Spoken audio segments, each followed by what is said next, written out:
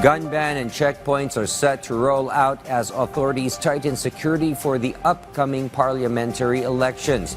Officials assure the area remains generally peaceful with preparations in full swing for the historic vote. Luisa Erispe tells us more. The election period for the first parliamentary elections in the Bangsamoro Autonomous Region in Muslim Mindanao, or BARM, will commence tomorrow. Thus, the gun ban will also take effect in the region simultaneously, and checkpoints will be active for tighter security. Maaari po na magkaroon ng konti lang na istorbo dahil sa siyempre nasa checkpoint at ipapatupad na po kasi namin beginning mamayang gabi, alas 12:01 ng gabi, ang gun ban at mga iba pang prohibition na kaakibat po ng election period.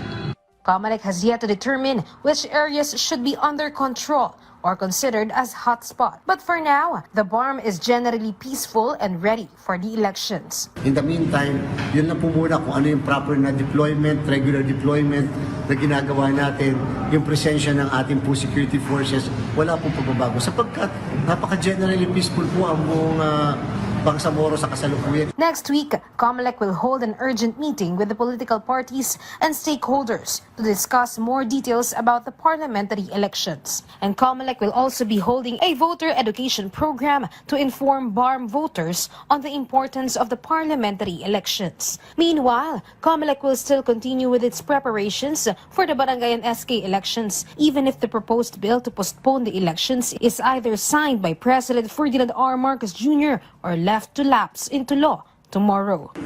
Tuloy pa rin, hindi po kami hihinto dahil una, ang lahat po ng mga ganyang klaseng batas ay magkakaroon ng publication. At kinakailangan hindi mo muna ma-publish. COMELEC explained this issue may still be questioned before the Supreme Court, but preparations nonetheless will proceed without delay. Hindi pa rin kami hihinto. Bakit? Kasi ang usapan namin ng aming PMO, hihintayin namin yung Supreme Court case. Pag kami nag-file sa Korte Suprema, titingnan namin ano ang disposisyon ng Korte Suprema doon sa na-i-file na petisyon. Mag-DRO ba o comment lang? Kasi kung may comment lang, yun, pwede na kami huminto sa lahat ng aming ginagawa. As far as the COMELEC is concerned, nandun pa rin kami sa mode na tuloy ang BSK. Luisa Erispe from the National TV for a new and better Philippines.